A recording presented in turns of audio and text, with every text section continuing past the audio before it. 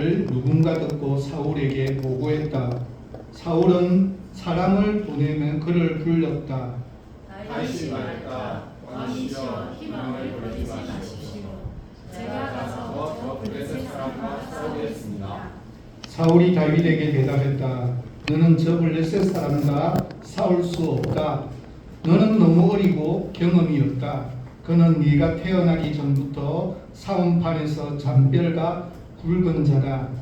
다윗이 말했다. 저는 그동안 목자로서 아버지의 양을 돌보았습니다. 사자나 곰이 양떼에게 접근해 새끼 양을 채워갈 때면 쫓아가서 그 짐승을 때려 눕히고 새끼 양을 구했습니다. 그 짐승이 저한테 덤비면 목덜미를 잡아 목을 비틀고 죽이곤 했습니다. 사자든 곰이든 다를 바 없습니다. 살아계신 하나님의 군대를 조롱하는 저 블레셋 사람에게도 제가 똑같이 할 것입니다. 사자의 이빨과 곰의 발톱에서 저를 구해내신 하나님께서 저 블레셋 사람에게서도 구해내실 것입니다. 사울이 말했다. 가거라. 하나님께서 너를 도우시기를 빈다. 사울은 다윗에게 군인처럼 갑옷을 입혔다.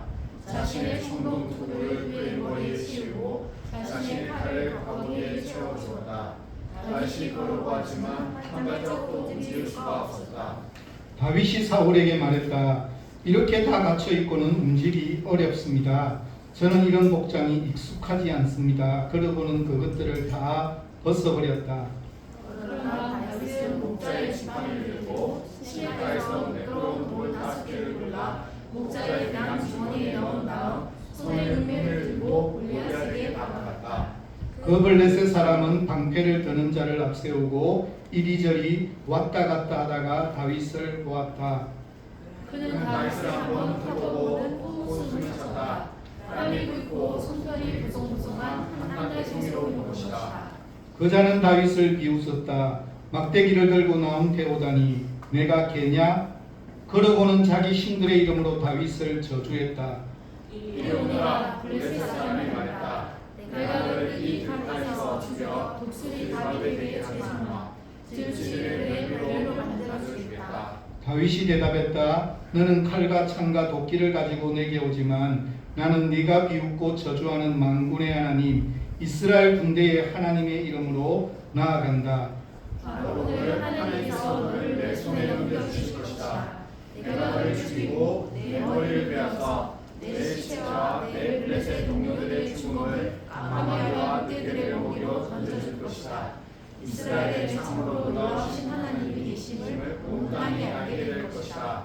하나님께서는 칼이나 창으로 구원하는 분이 아니심을 여기 모인 모든 사람이 깨닫게 될 것이다. 전투는 하나님께 속한 것이니 그분께서 너희를 우리 손에 손쉽게 넘겨주실 것이다. 블레셋 사람은 그 말에 자를 받아 다윗 쪽으로 걸음을 댔다. 다윗은 전열에서 벗어나 블레셋 사람 쪽으로 달려갔다. 그는 배낭 주머니에서 돌을 꺼내 은매로 흩어 던졌다. 함께 읽겠습니다. 도리나라가 블레셋 사람의 이마를 세게 맞췄다. 그리고 그대로 깊이 박혀버렸다. 블레셋 사람이 땅바닥에 얼굴을 받고 맥없이 쓰러졌다. 아멘. 즐거운 한가위 명절을 맞이해서 흩어진 가족들하고 모여서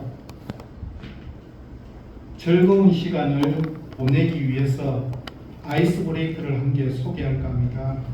즐겨 부르는 찬송가 이후에 대한 넌센스 퀴즈입니다. 돼지 꿈을 꾸고 로또 대박을 노리는 사람의 애송 찬송은 무엇일까요? 찬송가 490장입니다. 주여 지난밤 내 꿈에 배었으니 그 꿈 이루어 주옵소서. 목류병 환자의 애송 찬송은 몇 장일까요? 찬송가 134장입니다. 나 어느 날 꿈속을 헤매며 해양경비대원의 애송 찬송이 있습니다. 찬송가 500장입니다. 물 위에 생명줄 던지어라. 생명줄 던져 생명줄 던져 물속에 빠져간다. 생명줄 던져 생명줄 던져 지금 곧 건지어라.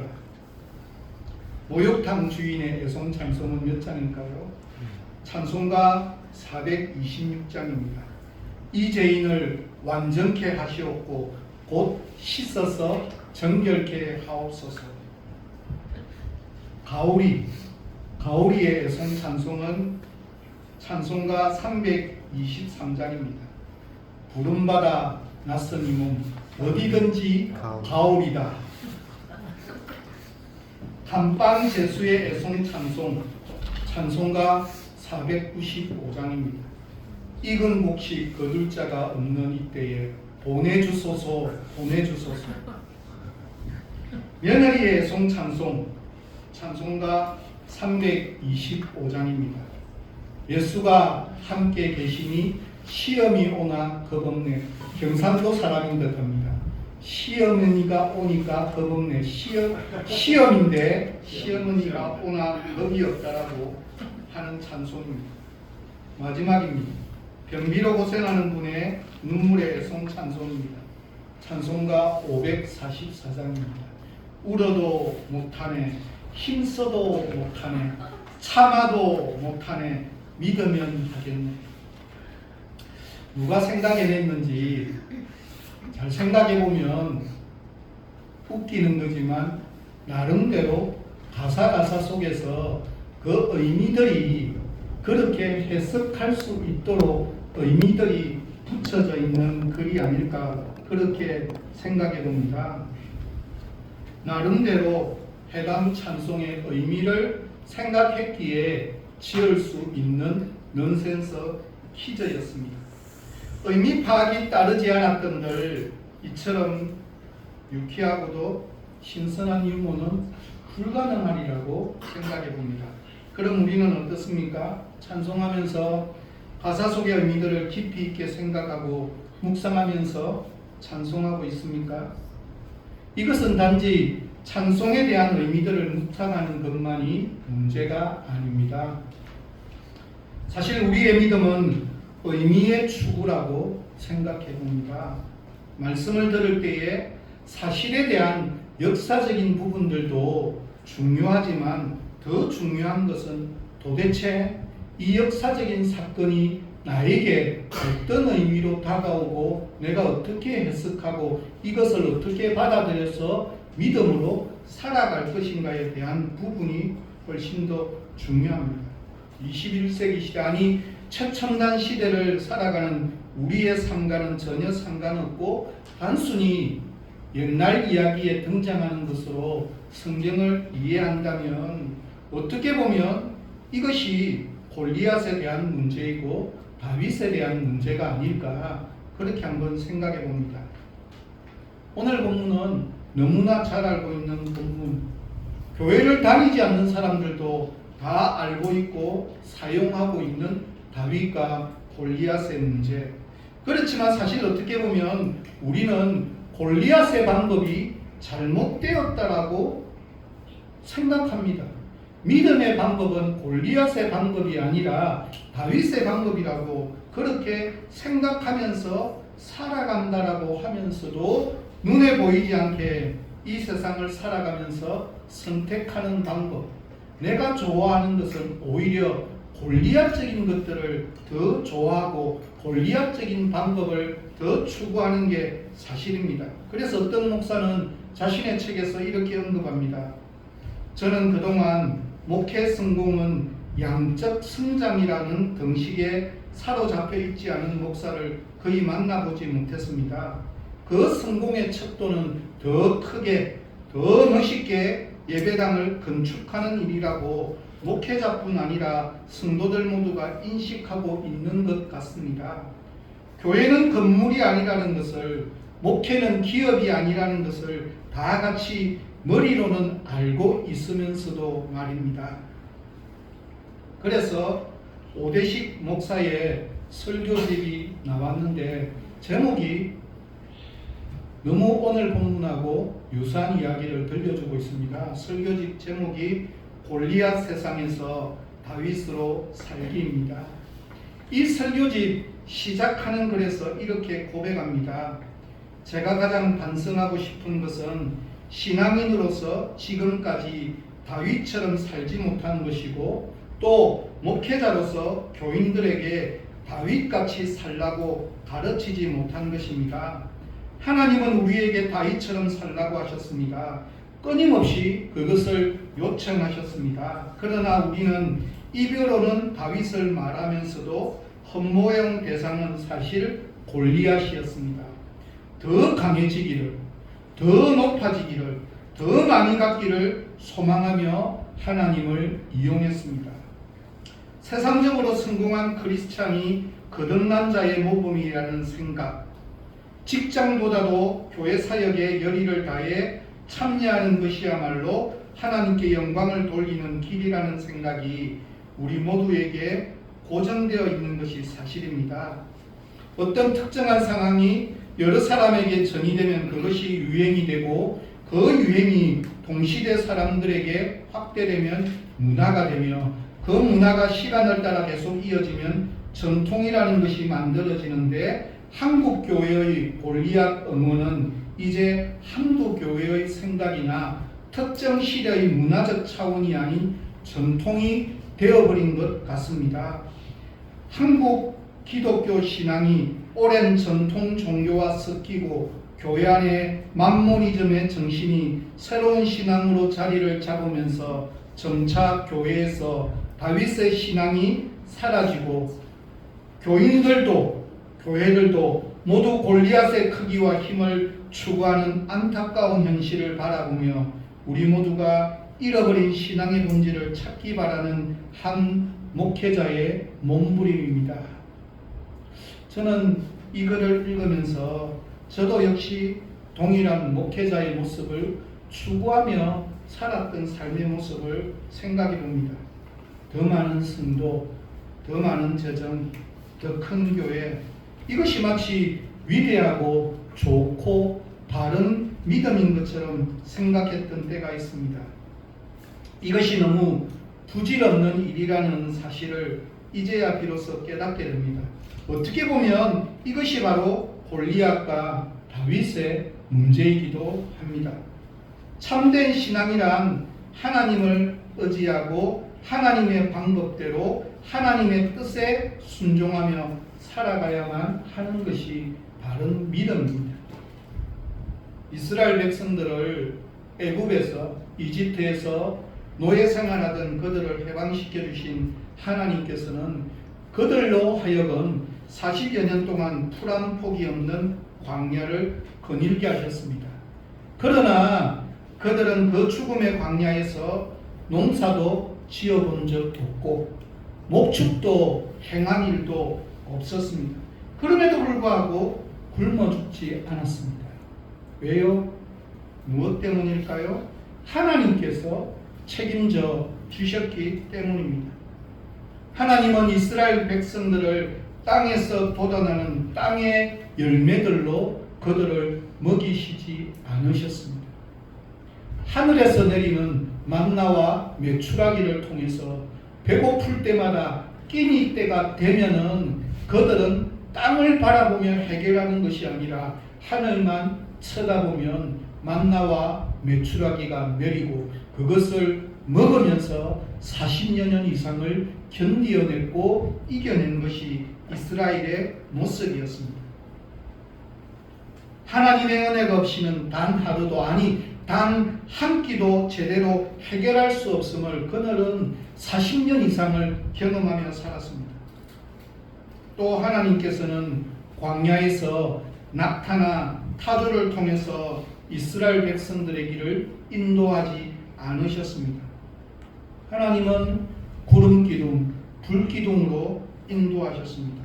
언제 어떻게 움직여야 할지 그들은 알지 못했지만 그들은 하늘을 쳐다보기만 하면 구름이 멈추기만 하면 멈추고 구름이 움직이면 움직였습니다. 그들은 그들의 살아가는 발걸음 하나하나마저도 하늘을 쳐다보며 구름에 의해서 인도함을 받는 것이 그들의 삶이었습니다. 갑자기 멈춥니다. 구름이 멈추면 그들도 멈추었습니다. 숙소가 좋았기 때문이 아닙니다. 구름이 멈추면 그냥 천막을 치고 노숙을 하는 게 일반적인 그들의 잠자리였습니다. 광야의 여정이기에 얼마나 피곤하고 고단하였을까요? 하지만 한밤중이라도 구름이 움직이면 그냥 출발하였습니다. 왜냐하면 구름 기둥이 바로 하늘 위에 계신 하나님의 상징이었기 때문입니다. 그들은 구름의 의미가 하나님의 음성이요, 하나님의 약속이요, 하나님께서 그들에게 들려주신 본질적인 신앙의 모습이었기 때문입니다. 만약 1년 동안 구름 기둥이 움직이지 않으면 그들도 움직이지 않았습니다. 왜요?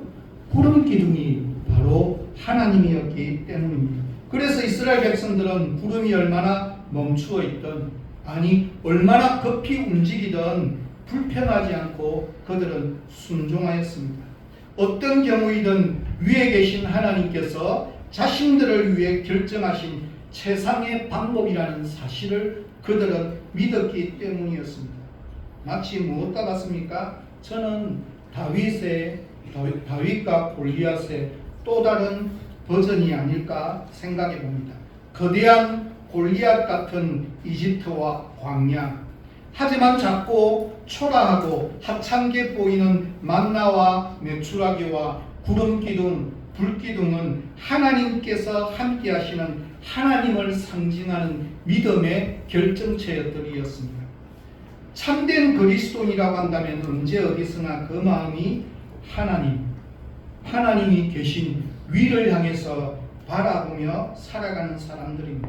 참된 교회도 동일합니다. 그 중심이 위를 향하는 하나님을 바라보는 사람들의 모임입니다. 위를 보지 않고 거대한 세상을 바라보는 순간 참된 그리스도인과 참된 교회가 될 수 없기 때문입니다. 오늘날 교회가 안고 있는 수없이 많은 문제들을 정확하게 파악하고 교회가 나아가야 할 길을 제시하는 주목받는 언론인이 있습니다. 이제는 이분도 은퇴하신 걸로 알고 있습니다. 미국에서 발행되는 미주 한국일보의 정숙희 기자입니다.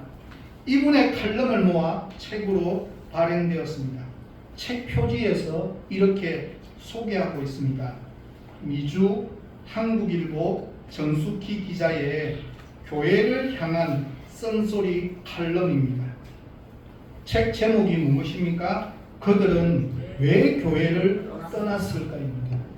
현대의 수없이 많은 젊은이들, 지식인들, 수없이 많은 사람들이 교회에 오기보다는 떠나는 이유가 무엇일지에 대해서 소개하고 있는 칼럼입니다. 전체 내용이 그런 내용입니다.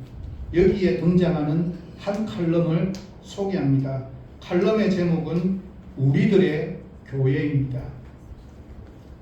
미국의 대형 교회들이 일요일과 겹친 이번 성탄절에 예배를 취소하였다고 신문들이 보도하였을 때 많은 한인들이 놀라움을 표시했다. 실제로 세들백 교회, 윌로크릭 교회 등 미국의 대표적인 대형 교회들이 대부분 이날 예배를 갖지 않았거나 평소 5, 6부에 걸쳐 하던 예배를 한 번으로 줄여서 실시했다. 다른 날도 아니고 성탄절에 주일 예배가 없다니, 여기까지만 들으면 보수적인 크리스찬들은 놀라는 것을 떠나 아예 크게 분노할 것이다. 그러나 신문에 보도 안 된 사실은 이 교회들이 모두 주중이나 토요일에 미리 주일 예배를 가졌다는 것이다. 그리고 요즘 많은 미국 교회들은 보통 때도 토요일과 일요일에 똑같은 정기 예배를 갖는다. 그러므로 이틀 가운데 어느 날이든지 교인이 편리한 요일과 시간대에 와서 예배하면 된다. 내가 여기서 이야기하려는 것은 성탄절에 예배가 없어서 되겠느냐라는가, 토요일에 주일 예배를 갖는 것이 옳으냐 그러냐 하는 것이 아니다. 교인들의 편리를 위해서라면 일주일에 안식일이 이틀이어도 상관없다는 듯한 교회들의 태도와 성탄절의 주일 예배를 취소한 이유가 너무나 현실적이었다는 점이다. 출석 교인이 8,000명 정도 되는 사우스랜드 크리스찬 교회의 설명은 이렇다. 정기 예배를 갖기 위해서는 최소한 500명의 자원봉사자가 필요하다. 그런데 성탄절에는 대부분의 교인들이 여행을 떠나거나 가족과 함께 지내려 하므로 인력 확보에 어려움이 많아 예배를 가질 수 없다. 예배의 원활한 진행을 위해서는 당연히 봉사자들이 필요하다. 그러나 500명이나 동원해 봉사해야만 예배가 가능하다면 그것이 예배인지 공연인지 그곳이 예배당인지 극장인지 의아하지 않을 수 없다. 미국 교회건 한국 교회건 현대 대형 교회들은 교인들의 비위를 맞추고 그들의 불편을 최소화하기 위해 서비스를 지나치게 제공하는 신교 집단이 되어버렸다. 남가주의 한 대형 한인교회는 얼마 전 요리사를 고용하였다. 주일 예배 후 교인들이 먹는 식사를 좀 더 맛깔스럽게 대접하기 위한 배려다. 하루 수천 명의 교인들이 먹을 식사를 준비하는 일이 결코 쉽지 않은 만큼 전문 요리사가 있다면 훨씬 효율적일 것이다. 그런데 요리사를 고용해 돈을 주고 요리를 해야 할 만큼 교회 식사에 그렇게 큰 비중을 두어야 하는가? 교회에 밥 먹으러 가는가 말이다. 그렇게 맛있는 밥을 먹고 나서 나오는 엄청난 쓰레기는 또 누가 갖다 버리는지 아는가? 한국어 예배 공동체에 전혀 속할 수 없는 히스패닉 노동자들이다. 한인대의 교회들의 청소는 모두 히스패닉들이 도맡한다. 또한 그들이 쉬지 않고 갖다 버리는 쓰레기, 일요일 하루에만 수십 개씩 쌓이는 거대한 검은 봉지들은 모두 일회용 컵과 그릇, 접시들로 가득 차 있다. 환경공해의 주범으로 꼽히는 플라스틱 용기들을 가능하면 쓰지 말자고 교회들이 앞장서지는 못할 망정 설거지가 귀찮아 매주 수천 개씩의 컵, 그릇, 접시, 스푼을 사다가 소비하고 있으니 이런 비성경적인 행태를 어떻게 해석해야 할까? LA에서 성업 중인 한국산 패션 상점에서 들은 이야기다. 이 상점은 미국에서는 자주 입을 일이 없는 고급 정장류를 주로 판매하는데 도대체 장사가 되느냐고 물었더니 주인은 이렇게 말했다. 교회 덕분에 먹고 살지요. 교회 입고 갈 옷들을 사는 여성들이 주 고객입니다. 교회가 있는 한 저희 집은 절대 망하지 않아요. 그렇게 좋은 옷들을 걸쳐 입고 나타나기 때문에 교회마다 수백 명이 넘는 권사, 장로, 집사들은 밥도 안 하고 설거지도 안 하고 쓰레기도 안 치우고 사람을 사서 시키는가 보다. 우리끼리 예배하고 우리만 은혜 받고 우리끼리 교제하고 우리만을 위해 봉사하는 우리들의 교회. 놀라운 것은 이처럼 예배자들의 신앙과 삶이 전혀 일치하지 않는 편리한 교회일수록 더 크게 부흥하고 더 화려해지는 모순이 계속된다는 사실이다. 이것은 단지 미국 한인교회들만의 문제가 아닙니다.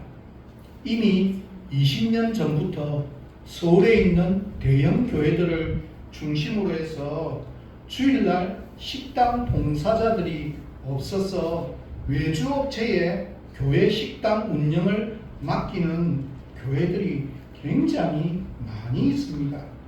제가 알고 있기에 부산의 대형 교회 중에도 식당 봉사자의 부족으로 인해서 운영을 못하고 외부 업체가 들어와서 식당을 운영 중인 교회들이 있다고 이미 알고 있습니다.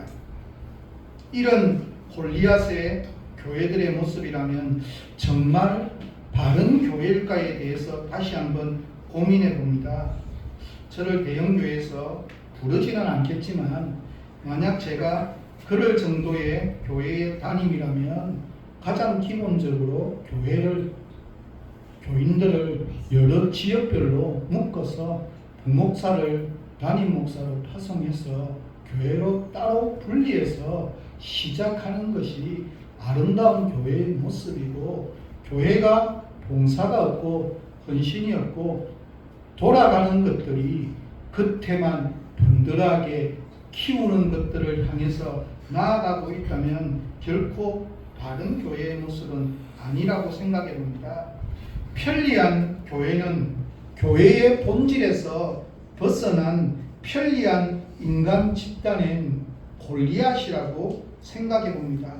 왜 오늘날 교회들이 교회다운 교회로 성숙해지기보다 단지 인간의 편리를 위한 편리한 인간 집단으로 전락하고 있습니까? 그것은 교회를 이루는 사람들의 중심이 야훼 하나님이 아닌 인간 중심이기 때문입니다.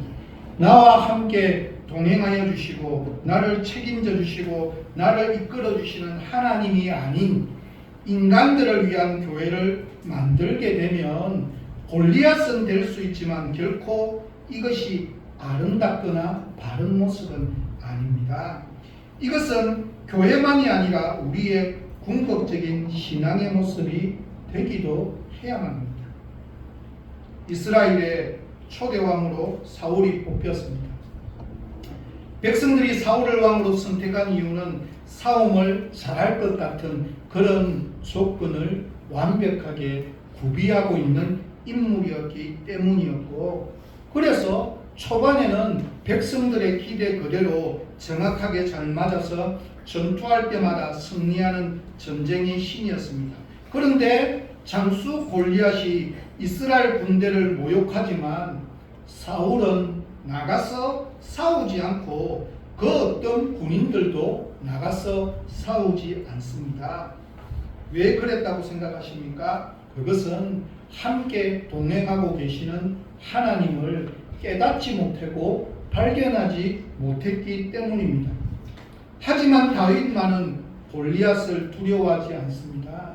무서워하지도 않았고 오히려 하찮을 정도로 여겼습니다. 무엇 때문이라고요? 그것은 자신과 함께 동행하시는 하나님을 발견하고 있었고 깨닫고 있었고 믿고 있었고, 그래서 그는 삶으로 살아갈 수가 있었기 때문입니다. 오늘 본문에 시작하는 내용은 다윗의 신앙 간증입니다. 이 간증의 핵심은 다윗 자신이 잘났다거나 싸움을 잘한다는 내용이 아닙니다.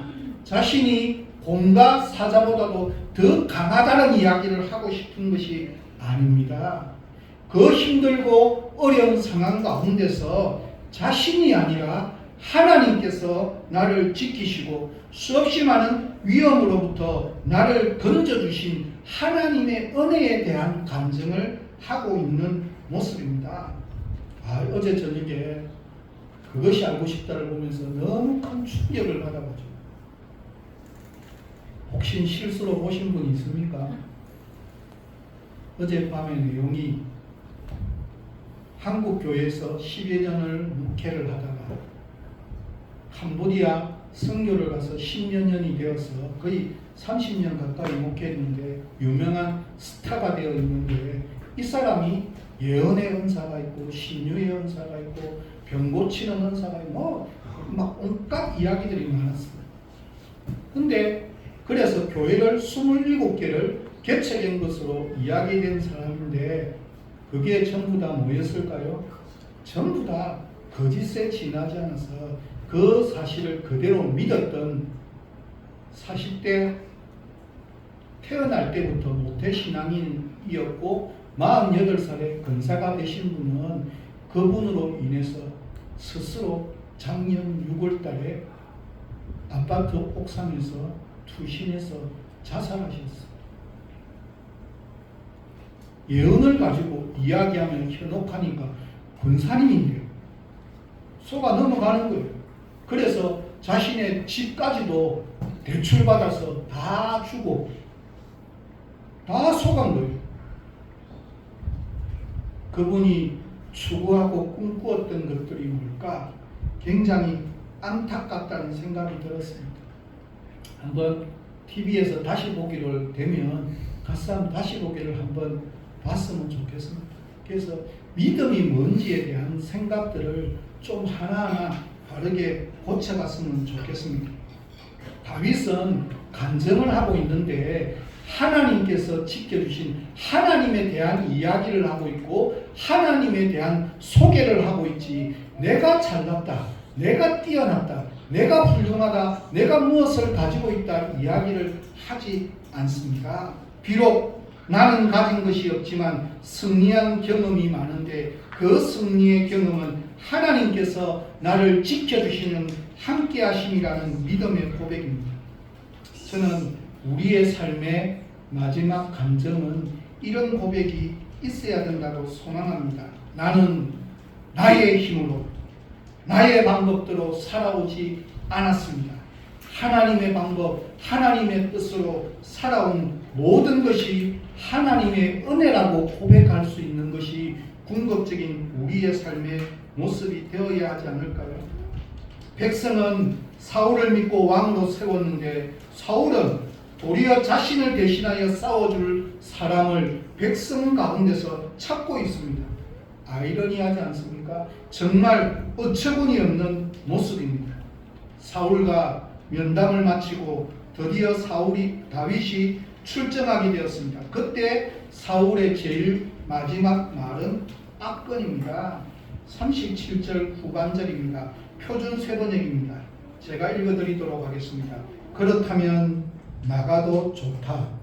주님께서 너와 함께 계시길 바란다. 마치 훌륭한 믿음의 표현인 것 같지 않습니까? 당신은 하나님과 함께 하시기 때문에 괜찮을 거야. 마치 하나님을 빌려서 복을 빌어주고 있는 것 같습니다. 그러나 사실 이 사울의 말은 아무 쓸모없는, 아무 가치도 없는, 아무런 의미도 없는 말에 불과합니다. 만약 야훼 하나님께서 함께 하심을 본인이 정말 믿는다면 다윗과 함께 하시는 그 하나님이 자기도 동일하게 함께 하심을 믿는다면 어떻게 해야 되겠습니까? 자기보다도 그렇게 체격이 왜소하고 나이도 어리고 목동 일을 한 그 다윗이 나가는 것이 아니라 정말 하나님이 함께 하심을 믿는다면 본인이 스스로 나가야 되는 게 당연한 믿음의 모습이지 않을까요? 자신은 전혀 움직이지 않으면서 다윗을 전쟁에 보내며 말뿐인 격려를 하고 있습니다. 입으로 이렇게 말하지만 어떻게 보면 자신의 마음속으로는 가라. 나의 갑옷이 너와 함께하면 아마 그래도 목숨은 건질 수 있게 되기를 원한다. 이런 마음에 더 가깝지 않을까요? 혹시나 우리는 이러지 않습니까? 하나님이 함께 하심을 마음으로 믿는 것이 아니라, 그래서 그렇게 살아가는 것이 아니라 입술로만 고백하는 믿음의 모습은 아닐까요? 결국 다윗은 어떻게 합니까? 왕으로부터 받게 된 이스라엘에서 가장 튼튼하고 안전한 왕의 갑옷을 벗어 버렸습니다. 이 왕의 갑옷이 사울에게는 익숙했고, 그래서 결국 그것 때문에 사울이 실패하고만 말았던 사울의 우상과도 같은 것, 왕의 갑옷을 다윗은 벗어버렸습니다. 그리고 다윗은 자신에게 익숙한 것을 가지고 나아갑니다. 다윗이 들고 나간 것은, 눈에 보이는 것은 목자의 지팡이와 물매와 매끄러운 돌 5개를 가지고 나갔습니다. 그러나 사실 다윗이 들고 나간 것이 있습니다. 무엇입니까? 다윗이 들고 나간 것은 다름 아닌 이스라엘의 야훼 하나님이었습니다. 자기 자신을 사자와 곰의 발톱에서 건져주신 야훼 하나님께서 골리앗의 칼과 창에서 건져주실 것이라는 확신을 가지고 그는 나아갔습니다. 다윗은 오로지 한 가지에만 익숙한 사람이었습니다. 그것은 무엇이라고요? 자신을 구원하시는 야훼 하나님, 그 하나님 한 분에게만 익숙한 사람이었습니다. 그래서 다윗은 골리앗에게 이렇게 선포할 수 있었습니다. 45절부터 47절까지가 다윗의 놀라운 믿음의 고백입니다. 이 45절 말씀 같이 한번 읽도록 하겠습니다. 너는 칼과 창과 도끼를 가지고 나는 내가 비웃고 저주하는 만군의 하나님 이스라엘 내 하나님의 이름으로 나아간다. 예, 46절입니다. 바로 오늘 하나님께서 너를 내 손에 넘겨주실 것이다. 내가 너를 죽이고 내 머리를 베어서 내 시체와 내 블레셋 동료들의 죽음을 막걸리와 늑대들의 먹이로 던져줄 것이다. 이스라엘에 참으로 놀라우신 하나님이 계심을 온 땅이 알게 될 것이다. 47절입니다. 하나님께서는 칼이나 창으로 구원하는 분이 아니심을 여기 모인 모든 사람이 깨닫게 될 것이다. 전투는 하나님께 속한 것이니 그분께서 너희를 우리 손에 손쉽게 넘겨주실 것이다. 다윗은 한마디로 자신을 구원하신 야훼 하나님 그 한 분에게만 익숙한 사람이었습니다. 그래서 다윗은 자신을 모든 사람이 지켜줄 수 있다고 생각하는 가장 튼튼하고 안전한 사울의 갑옷을 벗어던지고 자신에게 익숙한 야훼 하나님의 갑옷을 입고서 모든 군사들이 두려워 떨고 있는 그 골리앗과 맞서 싸우기 위해서 나아갔습니다. 나는 과연 무엇에 가장 익숙합니까? 나도 야훼 하나님에게 가장 익숙하다라고 생각하십니까? 아니면 다른 무엇에 가장 익숙하십니까? 나를 안전하게 지켜주고 보호해주는 것이 무엇이라고 생각하십니까? 우리는 아침에 일어나서 눈 뜨자마자 왜 기도부터 먼저 해야만 할까요? 하루의 시작을 주님과 함께하는 이유가 무엇일까요? 우리는 병원에서 의사를 만나고 난 이후에 약이 나를 건강하게 해줄 것이라고 믿지만 그 약을 먹기 전에도 기도하는 이유가 무엇일까요?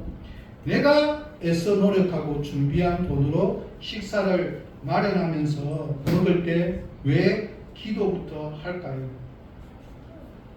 직장에서 일과를 시작하면서 오늘 하루도 하나님 지켜달라고 우리는 왜 기도해야만 할까요? 시험 치기 전에 왜 야훼 하나님께 기도합니까?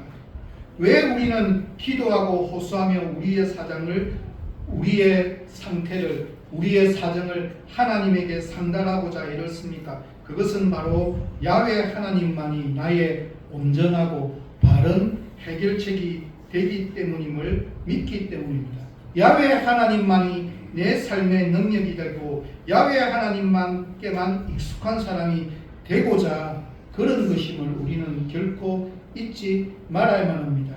아침에 평일에 카톡을 보내는 내용을 읽어보는지 모르겠습니다. 사귐의 기도 내용이 우리가 어떻게 기도하고 그 기도를 통해서 하나님과 어떻게 깊이 있게 사귀는지 그것이 우리에게 가장 익숙한 무기로 만들어가는 탁월한 방법이 무엇인지를 그 책에서는 끊임없이 설명하고 있는 내용입니다. 다윗에게는 하나님께서 자신을 구해주시던 목자의 막대기와 매끄러운 물맷돌과 돌매가 있었습니다. 나는 과연 야훼 하나님께 익숙한 그래서 하나님께서 사용하시던 나만의 막대기와 물맷돌과 물매가 있습니까? 골방으로 들어가면서 들고 들어가는 눈물 닦기용 두루마리 휴지가 그런 것들이 우리의 소중한 익숙한 우리를 지켜줄게 안전하게 인도하는 좋은 기자대가 됨을 우리는 결코 잊지 말아야만 합니다. 책 한 권을 소개하려고 합니다. 이덕일이라고 하는 한가람 역사문화연구소장이 쓴 정약용과 그의 형제들이라는 책입니다. 책 내용 중에서 눈길을 끄는 부분은 이 정약용 그 집안의 형제들에 대한 한국 천주교의 태도에 대해서 적고 있는 글입니다. 우리는 목민심서의 저자로 널리 알려진 다상 정약용은 아주 탁월한 천주교 신자라고 그렇게 알고 있습니다. 그러나 그는 동부성지를 사용하는 상소문이라는 글을 통해서 자신이 더 이상 천주교 신자가 아님을 자신의 손으로 직접 친히 기록을 남겼다라고 분명하게 밝히고 있습니다. 반면 그의 셋째 형인 정약종은 끝까지 신앙을 지키기 위해 서순문 밖에서 참수형을 당해 순교하였습니다. 형장에서 정약종은 다른 사형술과는 달리 땅을 굽어보며 죽기보다 하나님이 계신 하늘을 우러러보며 죽겠다고 밝히고 고개를 치켜들고 최후를 맞았습니다. 정약종의 이 기세에 눌린 사형 집행인 망나니는 처음에는 흑칼질을 했던 것으로 전해지고 있습니다. 그는 신앙의 절기를 지키기 위해 죽음마저도 전혀 두려워하지 않았습니다. 그러나 오늘날 한국 천주교는 순교자인 정약종보다도 오히려 배교자인 정약용을 더 우러러보는 수없이 많은 것들을 가톨릭에서도 행하고 있습니다. 무엇 때문일까요? 정약용은 너무 큰 일을 많이 했고 역사적으로도 위대했는데 그의 셋째 형인 정약종은 너무 작고 초라한 존재입니다. 세상의 가치관을 가지고 살펴보면 정약용은 위대한 인물이었어요. 그러나 세상은 그렇게 본다 할지라도 신앙을 이야기하는 곳에서마저도 순교자보다도 배교자를 더 특별했던 인물로 추켜 세운다면 이것은 결코 바람직한 모습이 아니라고 생각해 봅니다. 저는 이런 저자의 비판을 깊이 새겨들어야 된다고 생각합니다. 이것이 세상이나 교회가 평가하는 골리앗의 기준이기 때문에 그런 기준에 우리는 속아 넘어가서는 안 됩니다. 적어도 우리는 달라야만 합니다. 나는 과연 나에게 무엇이 가장 익숙한지를 생각해야 합니다. 세상 사람들이 최우선적으로 사용하고 최우선적으로 익숙해져 있는 방법들, 가치관들에 대해서 우리는 어색할 수 있을 때까지 익숙하게 살아가야만 합니다. 그리고 야훼 하나님이라는 갑옷이 나에게 제일 잘 어울리고 제일 잘 맞아야만 합니다. 그렇지 않다면 아차하는 순간에 야훼 하나님이 아닌 골리앗의 방법대로 선택하며 살아갈 수밖에 없고 그렇게 결정하며 살아갈 수밖에 없는 것이 이 세상의 모습입니다. 우리에게 야훼 하나님이 가장 익숙한 선택의 방법이 되기 위해서 끊임없이 묵상하고 매 순간순간마다 하나님께서 나와 함께 하시는 것이 무엇인지를 매일같이 매 순간순간마다 잊어버리지 아니하고 하나님의 함께 하심이 우리의 익숙함이 되고 우리의 신앙의 자랑이 되는 그날이 바로 속히 오기를 간절히 부탁드립니다. 함께 기도하도록 하겠습니다. 좋으신 하나님, 두 번에 걸쳐서 골리앗과